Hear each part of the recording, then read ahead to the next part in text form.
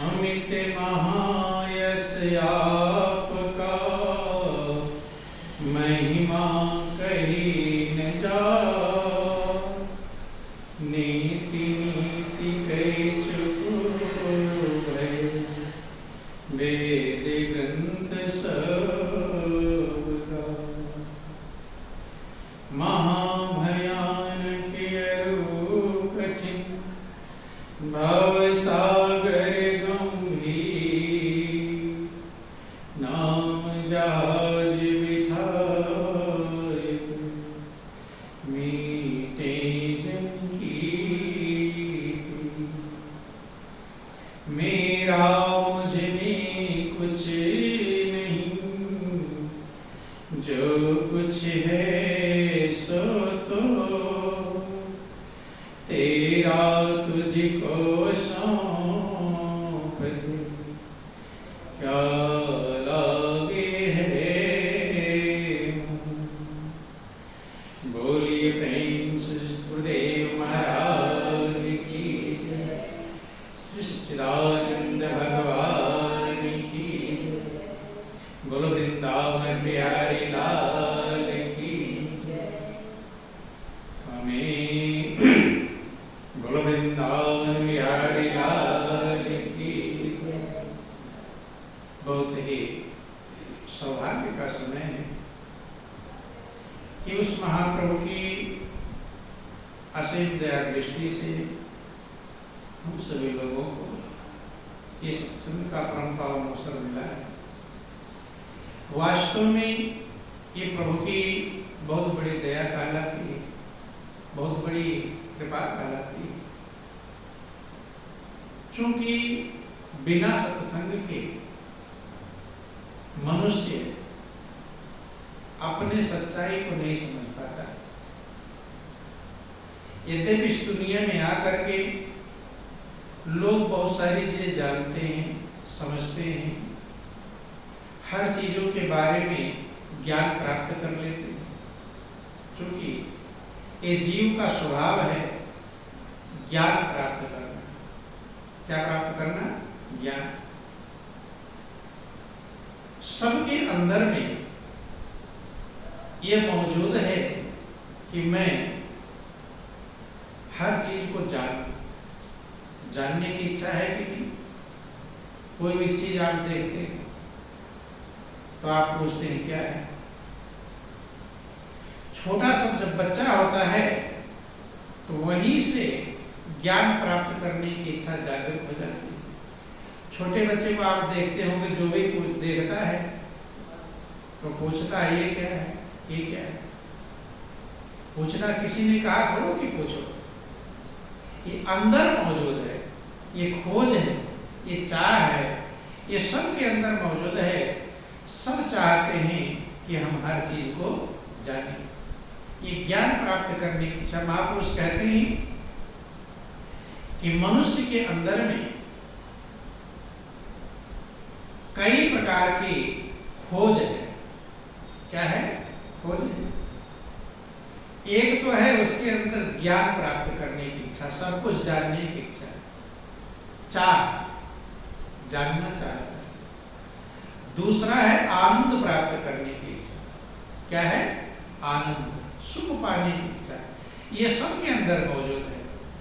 ये स्कूल में पढ़ाया नहीं जाता, अपने नेचुरल सभी के अंदर मौजूद बन। तो वहीं से हम छोटेपन से ही न जाने कितनी चीजें हम जान जाते हैं। जब आपको याद नहीं होगा आप कितनी चीजें जानते हैं। याद है किसी को? कितना ज्ञान आपके पास में है आपको याद नहीं, पता नहीं। कोई पूछेगा क्या क्या जानते हैं, गिना नहीं पाएंगे। बहुत सारी चीज जानते हैं। दुनिया की चूंकि बाहरी संसार का हर चीजों का ज्ञान मनुष्य को बाहर से प्राप्त होता है। अध्यापकों से प्राप्त होता है, माता पिता से प्राप्त होता है, परिवार, आस पड़ोस, जो जो लोग मिलते हैं उनसे प्राप्त होता रहता है। लेकिन इतना सारा ज्ञान प्राप्त हो जाने के बाद भी उसके अपने अंदर में खालीपन महसूस होता है। क्या होता है? खाली, अभी बाकी है, बाकी रह जाता है। बड़े बड़े पीएचडी और फिलॉसफी किए हुए लोग हैं, डॉक्टर, इंजीनियर हैं, उनके अंदर में भी रिक्त स्थान रहता है, खाली रहता है, अभी बाकी है। क्या है? अभी बाकी रह जाता है। इतना ज्ञान प्राप्त करने के बाद चंद्रमा पर लोग पहुंच जाते हैं, तमाम ग्रहों की परिक्रमा कराते हैं, क्या क्या कर लेते हैं, लेकिन अंदर में अधूरापन महसूस होता है। जिसको ये बात समझ में आ जाए, ये समझ में आना ही कठिन है। अपने बारे में हमारा ध्यान कम जाता है, दूसरों के बारे में ज्यादा ध्यान जाता है। आप जब विचार करते हैं, अपने बारे में गौर करना, अपने बारे में कितना देर विचार करते हैं और दूसरे के बारे में कितना देर विचार करते हैं, तो ज्यादा मन में तरंगे किसकी चलेगी? दूसरों की, इनकी, उनकी, उनकी। महापुरुष कहते हैं वो बिना मतलब का है, मेन मतलब आपके लिए। चूंकि दूसरा भोजन कर लेगा तो आपका पेट नहीं भरेगा, आप जब भोजन करोगे तो आपका पेट भरेगा। दूसरा पानी पी लेगा, आपका प्यास नहीं बुझेगी आपको। तो ऐसे ही आपको क्या चाहिए? जब तक हमें इस बात का ज्ञान नहीं हो पाएगा, तब तक हमें सच्चे लक्ष्य की प्राप्ति, तब तक वो अधूरापन हमारे अंदर मौजूद रहेगा, रिक्त स्थान रहेगा, खाली रहेगा। और खालीपन ही बेचैनी और अशांति का कारण है। और यही कारण है, गरीब से लेकर अमीर तक सबका हृदय खाली। क्या है? भर लिया बहुत कुछ, लेकिन फिर भी खाली का खाली है। जब कभी विचार करते हैं तब लगता है कुछ है नहीं, बंधु। महापुरुष समझाने का प्रयास, इसीलिए सत्संग की आवश्यकता है। सत्संग आपको अपने बारे में, दूसरों के बारे में सीखने के लिए सारा संसार है, लेकिन सत्संग आपको आपके अपने बारे में समझने के लिए, विचार करने के लिए, सोचने के लिए मौका प्रदान करता है। यही कारण है कि जिन्हें सत्संग मिला वे महानता की श्रेणी में गिने जाते हैं, वे महान कहलाते हैं। महापुरुष कहते हैं कि जिसने भी अपनी मंजिल को पाया सत्संग के द्वारा पाया। रामायण में लिखा गया कि मति कीरति गति भूति भलाई, और जब जेहि जतन जहां जेहि पाई, सो जानबो सत्संग प्रभाव, और लोग कहो वेद न आन पाऊ। मति, जहां पर मति की चर्चा की जाती है तो मति दो प्रकार की होती है, एक अच्छी मति और एक उल्टी मति। रामायण में लिखा गया दोनों मति सबके पास मौजूद रहता है, सुमत भी रहता है और कुमत भी रहता है। जो ज्यादा हो जाता है जिसके अंदर, बस वैसा वो बन जाता है। जिसके अंदर कुमत ज्यादा हो जाती है, कुमत की मात्रा बढ़ जाती है, सुमत की मात्रा कम हो जाती है, वो दुष्ट दुर्जन बन जाता है, बुरा बन जाता है। जिसके अंदर सुमत ज्यादा बढ़ जाती है, कुमत की मात्रा कम हो जाती है, वो सज्जन और महापुरुष बन जाता है। रामायण वर्णन आया कि सुमति कुमति सबके उर रही, और वेद पुराण संत यस कहीं। लेकिन दोनों में अंतर क्या है? क्या रहने से लाभ है, क्या नुकसान? कि जहां सुमति तहां संपत्ति नाना, और जहां कुमति तहां विपत्ति निधाना। जहां सुमति रहती तो संपत्ति, शांति, आनंद आनंद का खजाना रहता है। और कुमति रहती है तो विपत्तियों, दुखों, अशांति का भंडार रहता है। ये पहचान है, यही पहचान है। आप अपनी पहचान कैसे करेंगे? जिस देश में सुमति हो वो देश के लोग शांति और आनंदमग्न रहेंगे। जिस समाज में सुमति हो वो आनंदमग्न रहेंगे। जहाँ कुमति हो वहाँ बेचैनी।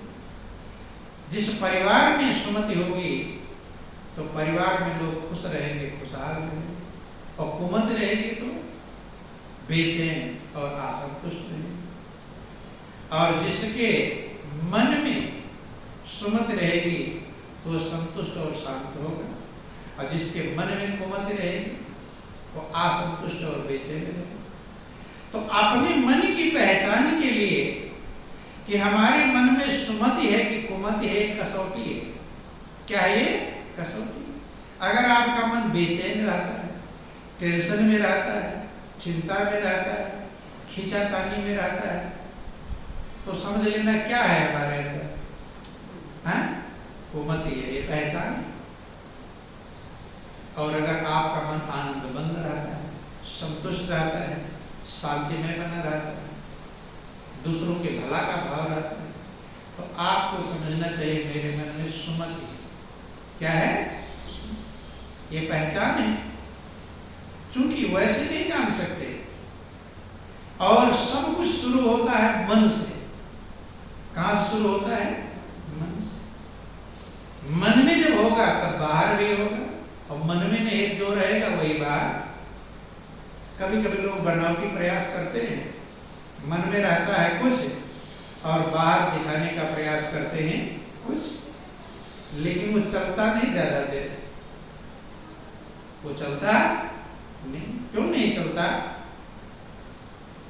कहते हैं वो गरयंत न होए निबाहु और काल नेमी जिमिरावन राहु। पता चल जाता है, जैसे काल नेम का पता चल गया, राहु का पता चल गया, रावण का पता चल गया। रुकता नहीं, बात का सच्चाई छिप नहीं सकती। सच्चाई छिपती नहीं, वो आ जाती है बाहर। हाँ, अंदर जो है सच्चाई है तब उसको ढकने की जरूरत नहीं। मनुष्य क्या करता है? अपनी कमियों पर पर्दा डालने का प्रयास करता है। क्या करता है? पर्दा डाल। कारण क्या होता है? कमियां होना गलत नहीं है। कमियों पर पर्दा डालना अलग बात है और कमियों को दूर करना अलग बात है। होने से दिक्कत नहीं है। जो लोग अपनी कमियों पर पर्दा डालते हैं उनकी कमियां घटेगी कि बढ़ेगी? क्या होगी? पर्दा ऊपर लोग नहीं जान पा रहे हैं तो और बढ़ेगा। क्या होगा? बढ़ेगी। कमियां होना दिक्कत नहीं है। कमियों पर पर्दा, दो तरीके हैं कमियों पर पर्दा डालना। अब कहीं गंदगी हो, उस पर एक कपड़ा ले जाकर ढक दो, पर्दा डाल दो, तो खत्म हो जाएगा? खत्म नहीं होगा, बदबू फैलेगा, पता चल जाएगा। कभी कभी आप लोग टीवी में सुनते रहते हैं कि लाश को घर में गाड़ दिया, छिपा के रख दिया, जब बदबू करने लगा तो पता चल गया, पता चलेगा। तो महापुरुष कहते हैं कमियों पर पर्दा मत डालो, उसे दूर करने का प्रयास। पर्दा कब तक रुकेगा? कहीं कबीर कब तक रहे रुई लपेटे आग। तो रुई आग को कब तक लपेट पाएगी? लपेट लेगी? ज्यादा रुई होगी, थोड़ा देर में जल जाएगी। तो जैसे रुई आग को लपेट के नहीं रख सकती है, ऐसे कमियों पर पर्दा डाल करके हम रोक सकते नहीं। कमियों को दूर करने का प्रयास करना चाहिए। थोड़ा थोड़ा दूर करो तो धीरे धीरे दूर हो जाएगा। अब पर्दे की जरूरत नहीं। इसलिए तभी संपत्ति, शांति और सुकून प्राप्त हो पाएगा और तभी आप अपने बारे में जान पाएंगे कि मेरा जीवन का लक्ष्य क्या है, क्यों मुझे जिंदगी मिली है, इस संसार में हम क्यों आए हैं, क्या करने के लिए आए हैं। जब अपने बारे में पता चलेगा तब आपको पता चलेगा हम असंतुष्ट हैं। क्या है? असंतुष्ट। जितना कुछ हमने कर लिया उससे हमें संतुष्टि नहीं है, अभी बाकी है। शांति पाना बाकी है, संतुष्ट होना बाकी है। क्योंकि सबसे बड़ा धन है संतोष, संतुष्टि, और यही मनुष्य के अंदर मौजूद नहीं। संतोष है, चाहे गरीब से गरीब हो उसे भी संतोष नहीं, संतुष्टि नहीं। धन के भंडार भरे हैं तो उसे भी संतुष्टि नहीं। इस जीवन को पाने का लाभ क्या मिला अगर जीवन को हम संतुष्ट नहीं कर पाए, शांति में नहीं बना पाए? लेकिन ये पता चलेगा कब? अपने बारे में जब पता चलेगा तभी हम उसे दूर करने का प्रयास करेंगे। संतुष्टि पाने के लिए तो पूरा जिंदगी लगा दिया, क्या क्या कर डाले जन्म से लेकर आज तक, लेकिन जो पाना चाहते थे वही मिला नहीं। तो महापुरुष समझाते हैं किस प्रकार से मनुष्य सब कुछ कर लेता है लेकिन अंदर में संतुष्टि मिलती नहीं। बोलिए प्रेम से गुरुदेव महाराज की। एक लकड़ी बेचने वाले का जिक्र आता है, कठियाड़ा का। लकड़ी बेचा करता था, लकड़ी बेचकर अपने परिवार का पालन करता था। जंगल में जाकर लकड़ियां काटा, बेचा, परेशान था, सभी बेचे। संजोग से कोई संत मिल गए, संत से अपनी विनती प्रार्थना किया, आंख खोल लो सर्वेश, आंख खोल कर बोलो वृंदावन बिहारी लाल की। नींद लेने के लिए आते हैं क्या सत्संग में, या जगने के लिए? आंख खोल कर महापति महादेव की जय। बंधु, संत ने जब देखा कि दीन है, दुखी है, परेशान है, कि जंगल में कहाँ लकड़ी काटने जाता, बता दिया कि उस जंगल में। तो संत ने कहा और आगे चले जाना, जहां लकड़ी काटते हो उस जंगल को पार करके आगे चले। इतनी बात कह दी। तो महापुरुषों की बाड़ी में राज छिपा होता है। क्या छिपा रहता है? रहस्य छिपा रहता है। इसीलिए कभी कभी आप सुनते हैं, किसी ने व्यक्त किया कि 12 वर्ष रहो संतों की टोली और तब समझो एक बोली कि संत की वाणी अटपटी झटपट लखे न कोय, और जो झटपट वाणी लखे तो झटपट दर्शन हो। संत की वाणी लोग समझ नहीं पाते, इसलिए चल नहीं पाते। लोग चाहते हैं पहले पता चल जाए क्या होगा। संत महापुरुष कहते हैं पहले चलो फिर पता चले। उल्टा होता, लोग क्या चाहते हैं? लोग चाहते पहले पता चल जाए होगा क्या। संत महापुरुष कहते पहले चलोगे तो अपने आप पता चल जाएगा। लेकिन रिस्क वाला काम कौन चले? चलना नहीं चाहते। उनके ऊपर भरोसा जब किया करते हैं तब हम मंजिल को पहुंच पाते हैं। तो लकड़ी बेचने वाला चल देता है भरोसा करके, सोचता जा रहा है।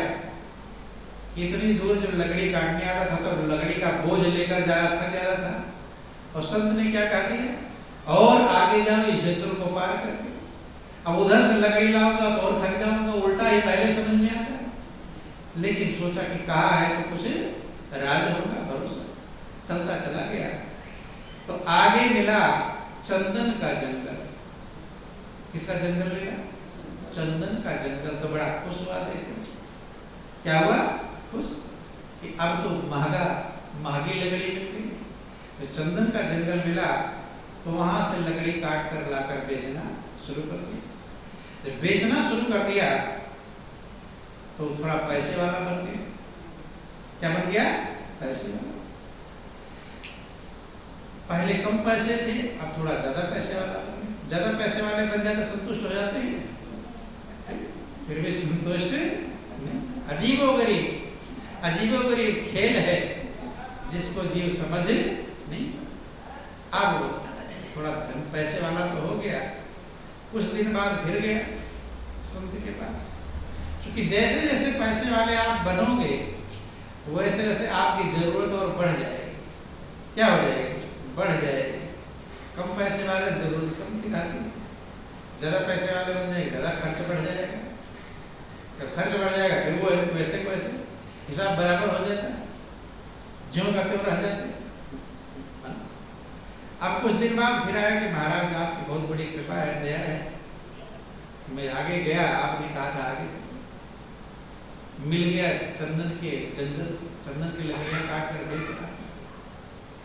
व्यवस्थाएं तो बढ़ गई, खर्च भी बढ़ गया, लेकिन अंदर में देखो, ध्यान देना, जिसको ये अपने आप को खोजे कि मैं जो कर रहा हूं किस लिए कर रहा हूं, वो मुझे मिला कि नहीं, जो लक्ष्य है मेरे जीवन का, संतुष्टि मिली कि नहीं मिली, शांति मिली कि नहीं मिली। लोगों को यही नहीं पता कि मुझे शांति मिलती है कि नहीं मिलती, दौड़े भागे चले जा रहे।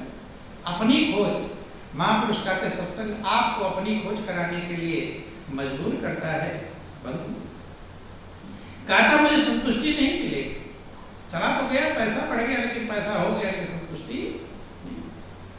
संत ने कहा और आगे चला जाए। क्या बोले? और आगे चला। जब और आगे चला गया, चलता गया, जंगल खत्म हो गया, तो आगे पीतल की खान मिल गई। किसी खान मिल गई? पीतल। अब पीतल को खोद कर फिर बेचना चालू कर दे, और पैसे वाला बन गया। लेकिन महापुरुष कहते हैं जो लोगों के मन में है कि हम पैसे वाले बन जाएंगे, संतुष्टि मिलेगी, संतुष्टि नहीं, और दूर जाते हैं। कहाँ जाते हैं? दूर। चाह तो सबके अंदर के ज्यादा पैसे वाले बन जाए। तो जैसे दुनिया की व्यवस्थाएं आपकी बढ़ेंगी, ऐसे खुद से आप दूर जाएंगे। क्या हो जाएंगे? अपने आप से दूर चले जाएंगे, और दूर जाने पर और बेचैनी मिलेगी, संतुष्टि मिलने वाली नहीं। पीतल की खान मिल गई, बेचने लगा, लेकिन फिर भी संतुष्टि। फिर कुछ दिनों बाद, क्योंकि अपने आप को देखना चाहिए, हर व्यक्ति को देखना चाहिए कि मैं जो कर रहा हूं आत्म संतुष्टि मुझे मिली कि नहीं, शांति मिल रही कि नहीं, खुश हूं कि नहीं हूं। जो ये देखता रहेगा, बच्चों का पढ़ाई होता फिर टेस्ट होता है कि नहीं, कि अब मैंने पढ़ाई किया, अब सही में पढ़ाई किया कि नहीं किया। लेकिन आप लोग भी जिंदगी की पढ़ाई पढ़ते हैं तो कभी अपना टेस्ट करते हैं? कुछ नहीं, टेस्ट से कोई मतलब नहीं है, पढ़ते चले जा रहे। टेस्ट करके देखो कि मैं कितना पढ़ाई किया, कुछ सही किया, कुछ गलत किया, तभी तो पता चलेगा।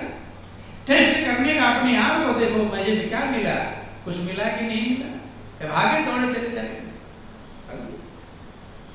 फिर आकर संत के पास कहता है, महाराज बहुत धन्यवाद, मिल गया पीतल की खान, बेचा और पैसे वाला बन गया, लेकिन अंदर जो संतुष्टि चाहिए था वो नहीं। तो महापुरुष जिसके अंदर खोज होती है वही पाता है। संत कहते और आगे चला गया, और आगे गया, तांबे की खान में, उससे भी संतुष्टि। और आगे गया, सोने चांदी की भी खान मिल गई, और धनी बन गया। जैसे जैसे धनी बनता रहा, ऐसे ऐसे लोगों में कंपटीशन होता रहा, वो मुझसे धनी। अब ईर्ष्या द्वेष की भावना भी पैदा हो नहीं हो गई। पहले ज्यादा किसी से ईर्ष्या द्वेष नहीं था, अपने कमाया और खा लिया। अब बाजार में, मार्केट में जाकर कंपटीशन हो गया, चोर डकैत भी पीछे लगने लगे, नहीं लगे? सोने चांदी का व्यापार करने लगा, चोर डकैत भी होता दुनिया में। देखना, जब ज्यादा पैसे बढ़ जाते हैं तो लोग बच्चे का अपहरण करके बदमाश लोग चले जाते हैं, नहीं ले जाते। अब जितना कमाए हो कातिल ला कर दो, मैं तुम्हारे बेटे को मार दूंगा या नाती पोतों को मार दूंगा, है?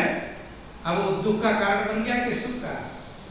सोच रहा था सुख मिलेगा, लेकिन मिल गया आसान, बेचे।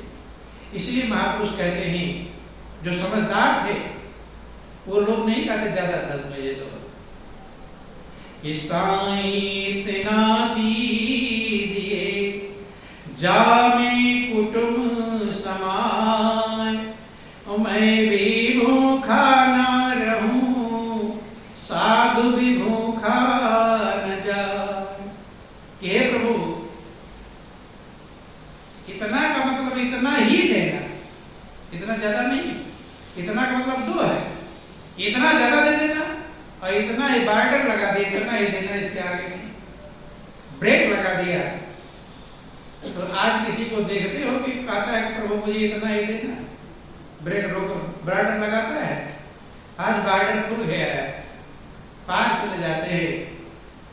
भारत पाकिस्तान का बार्डर खुल जाए तो फिर बदमाश आ जाएंगे, नहीं है, आतंकवादी आ जाएंगे। बार्डर होना आवश्यक है। इसलिए महापुरुष कहते हैं कि साईं इतना दीजिए जामे कुटुंब समाए। यह प्रभु इतना ही दे देना, ज्यादा मत दे देना जिसमें मेरे परिवार का भरण पोषण हो जाए, इतना ही देना, ज्यादा मत दे देना। क्योंकि उस दिन हमने आपको समझाया था कि धन जो होता है उसमें भी नशा होता है। क्या होता है? नशा होता है कि नहीं? शराब में नशा सुने होंगे, हैं? भांग धतूरे में नशा सुने होंगे, लेकिन धन में नशा हो तो धन भी एक मद है। क्या है? मद, नशा। और महापुरुषों ने तो यहां तक कह दिया कि भांग धतूरे का नशा उतना बड़ा नशा नहीं, वो छोटा नशा है। धन का नशा तो बहुत बड़ा है कि कनक कनक ते 100 गुना मादकताय अधिकार, या खाए बौराए जग वा पाए बौरा। एक कनक का धतूरे को क्या कहा? धतूरा। तो एक कनक का मतलब सोना, धन।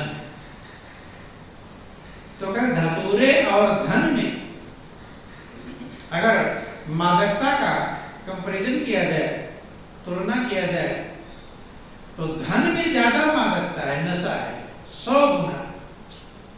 क्यों? क्योंकि धतूरा आप हाथ में ले लेंगे तो नशा नहीं चढ़ेगा। कब चढ़ेगा? जब उसे खा लेंगे। क्या कर लेंगे? खा लेंगे। खाने पर बौरा आएगा, बावला होगा, उल्टा चलना शुरू। बावला मतलब उल्टा चलना। या खाए बौराए जग अवा पाए बराबर। धन को तो पाने से ही बावला हो जाएगा, नशा चढ़ जाएगा। ज्यादा नशा किसमें है? भाग धतूरे में कि धन में? इसीलिए ब्रेक लगा दिया भक्त ने कि साईं इतना दीजिए, इतना ही दीजिए, जामे कुटुंब समाए। आगे मत दे देना, मैं भी भूखा ना रहूं और साथ भी भूखा ना रहे। मैं भी भूखा ना रहूं और साधु को जोड़ दिया अपने साथ। किसको जोड़ दिया? साधु को, और किसी को नहीं जोड़ा, रिश्तेदार को नहीं जोड़ा। किसको जोड़ा? साधु को। ध्यान देना, हर बात में राज छिपा होता है। क्योंकि साधु जब मिलेंगे, साधु मिले तो सब मिले, सब मिल जाएगा, सब विकार मिट जाएंगे और अच्छाइयां आने लगेंगी। ये साधु की पहचान है, ये संत की पहचान है। रामायण लिखा गया, यह प्रकाश रवि जाके उर्जव करे प्रकाश, पछिले बाढ़ी प्रथम जे कहत पावहि नास। तुलसीदास ने रामायण में पहले विकारों का वर्णन किया और फिर अच्छे गुणों का वर्णन किया।